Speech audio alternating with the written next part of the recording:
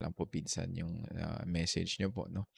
So, ang importante dito is maipakita sa prosecutor at sa korte na hindi siya ang kumuha ng loan, hindi siya ang kumirma at hindi siya yung nakatanggap. So, siguro pwede po kayong kumonsulta sa sino mang lawyer na na-hire po ninyo or sa PAO at i-establish nyo po na hindi po talaga kayo ang umutang at nakuha lang ang inyong national ID. So, reminder lang po sa lahat, siguraduhin na inyong mga national ID, UMID at iba pang government IDs ay hindi hinahawakan ng kahit na sino. So, maraming scammers ang naghahanap lang ng picture ng ID para gamitin sa loan apps. Okay, for online fraud. So, laging ingatan po yan, i-secure at huwag basta ipahiram ang ID sa kahit kanino. Okay?